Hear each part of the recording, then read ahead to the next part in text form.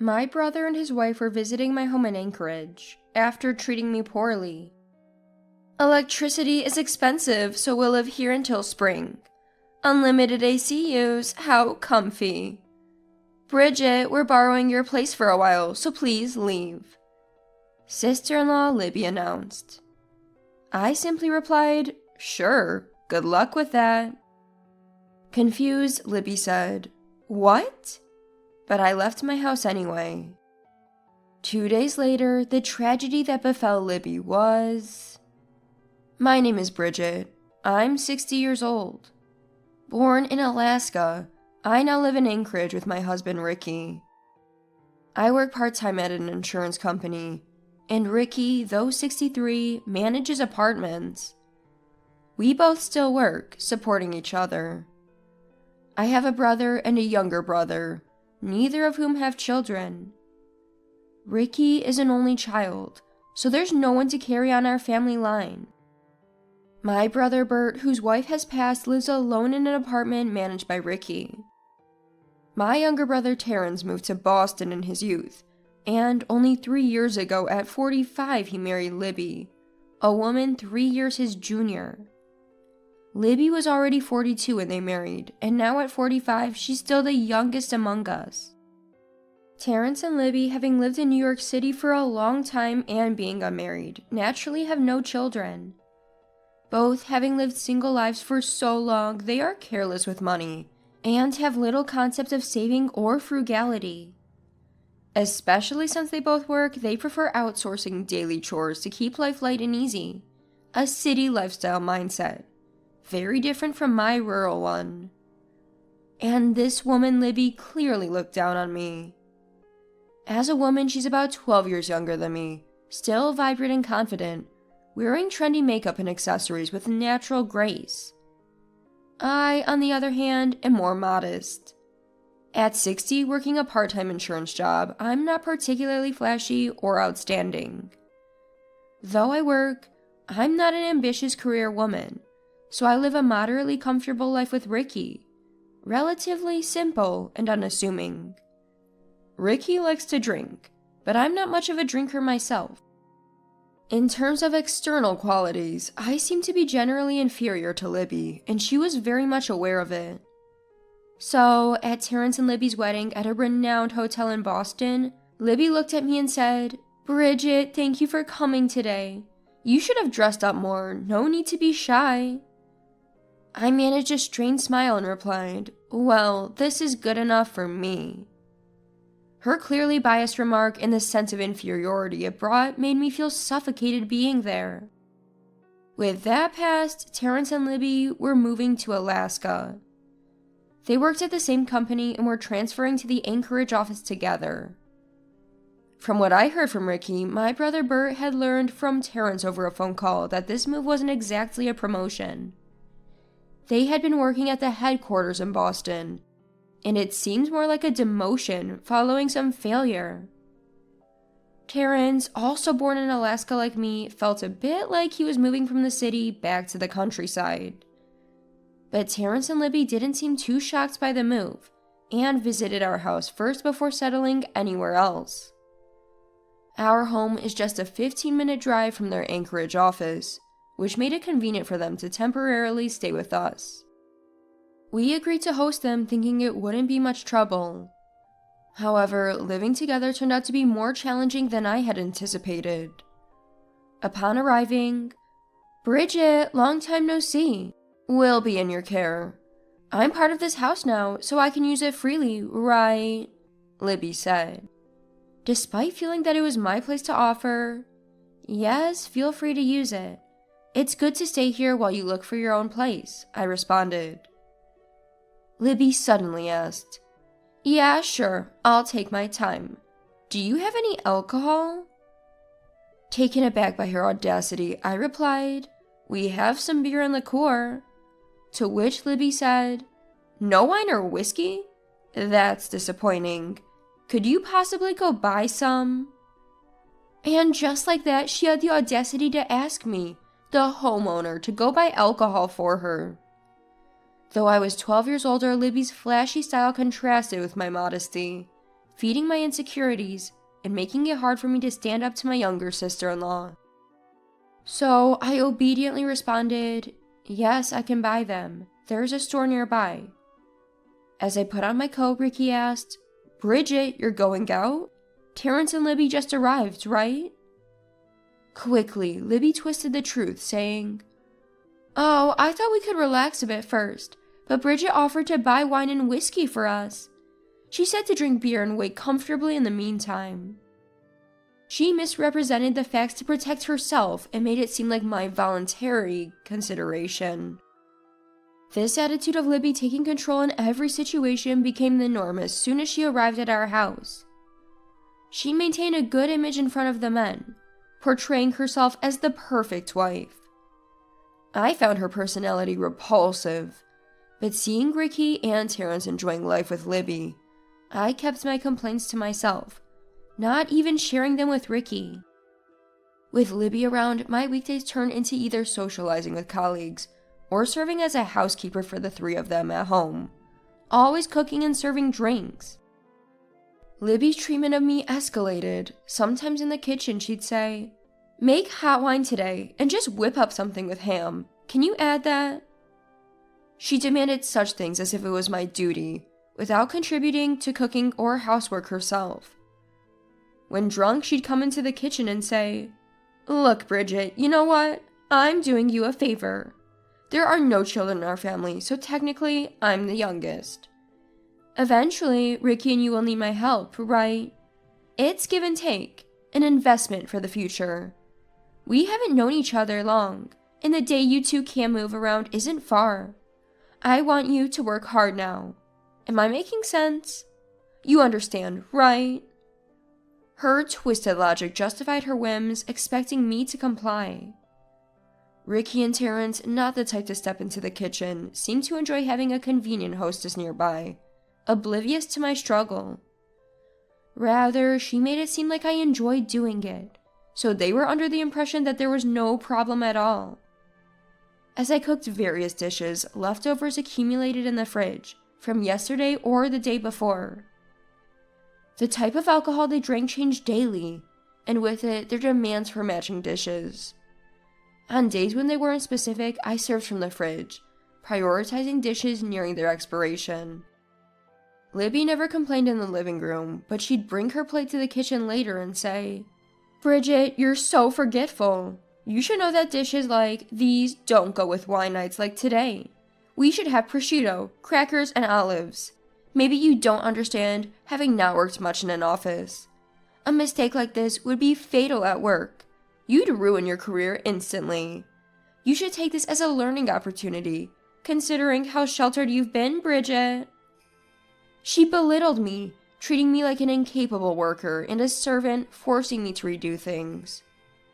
After over a month of this, on a bitterly cold day in early February, with snow blanketing the outside, they planned to drink at home again. I prepared dinner as usual. We ate, I washed the dishes, and then it was time for them to enjoy their drinks.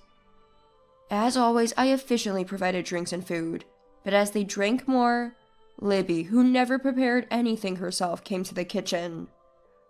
"Bridget, I always like this, but can't you be a bit more glamorous and bright? You're so plain and gloomy, it's almost contagious," she said. I was annoyed but replied, "Well, I do wear makeup when I go out for work or shopping during the day, but I usually take it off after coming home early, so as not to disturb everyone's shower time. I guess that's why you see me without makeup often. And yes, I admit I'm naturally plain." I tried to brush it off with a faint smile, but that day Libby was more persistent. "We're staying here till spring because of the high electricity bills. Unlimited AC, so comfy. Bridget, we're borrowing your place for a while, so please leave." So she said. Moreover, it's honestly annoying. I want to have more fun, especially in such a desolate place. You might not understand, she added. I felt something snap inside me and thought, enough is enough. "Sure, good luck with that," I simply replied to Libby. Libby, surprised, said, "What?" but didn't retract her demand to leave. Instead, she quickly went to the living room and said to Ricky and Terrence, "Hey, Bridget seems to be saying she'll leave the house for a bit. I'm worried. Is she okay?" She acted like a concerned sister, making her own motives. Terrence was quite drunk, slurring, "Sis, what are you talking about?" Ricky, however, showed genuine concern and unusually came to the kitchen. "Bridget, what's going on? Are you okay?" he asked. Ricky has always been kind to me, and as the head of the household, our relationship was largely based on me supporting him. This balance was good, but it was disrupted since Libby moved in.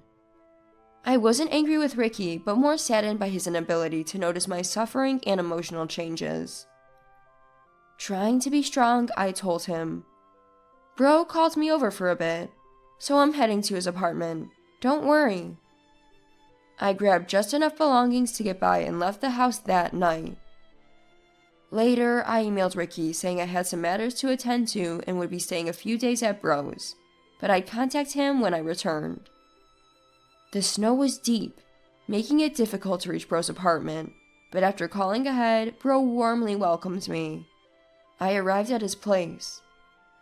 Bro, Bert, had lost his wife to cancer 5 years ago, and had been living alone since he was 58, now 63.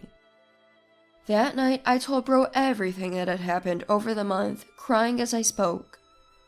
I said, "I never thought I'd be treated so harshly and excluded by someone younger at this age, and I don't intend to return to that house." Bro welcomes me. "There's no rush. You can stay here as long as you need." And he kindly said, "He's always been a kind and reliable man to me." A couple of days later, Ricky called me midday. "Bridget, where are you?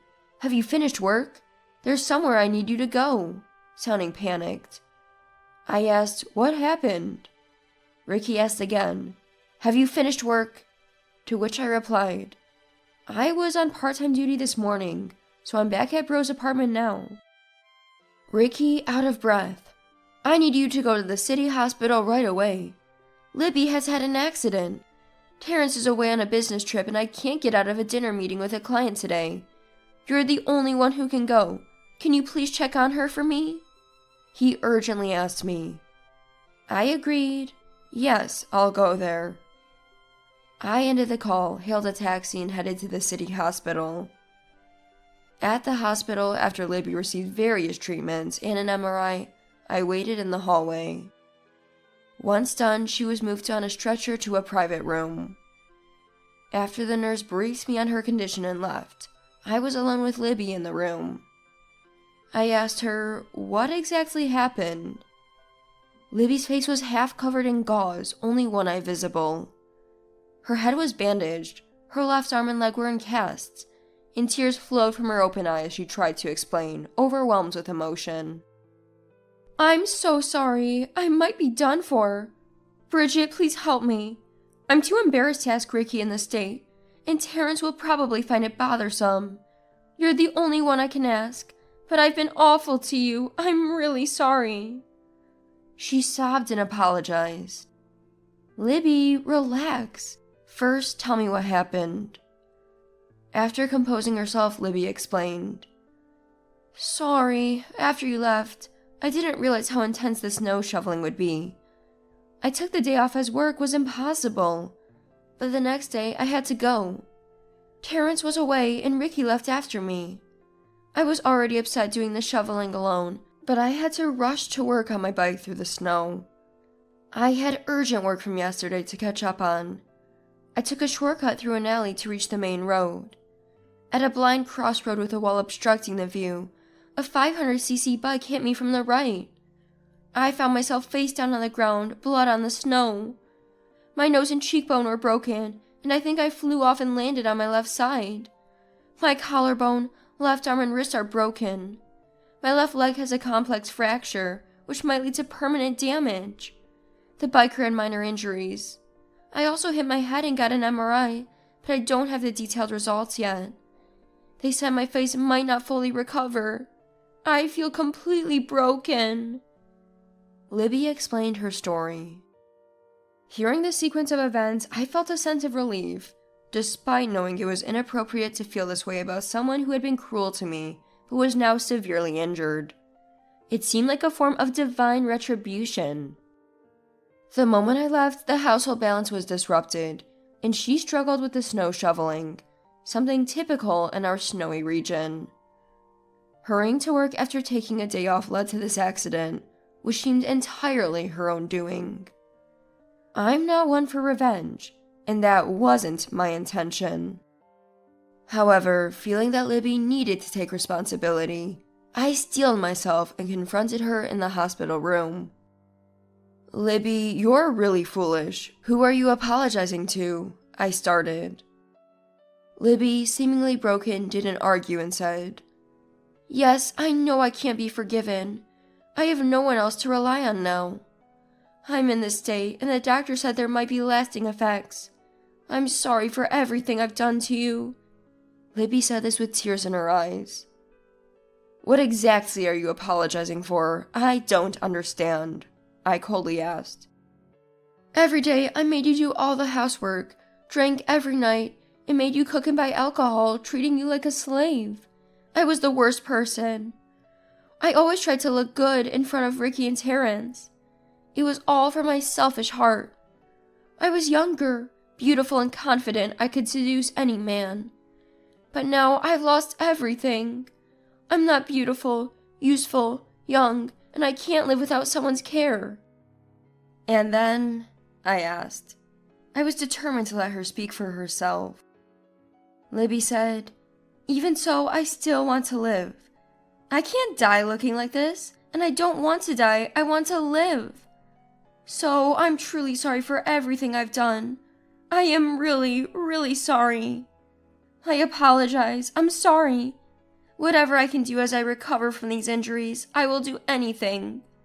So please, help me. Take care of me.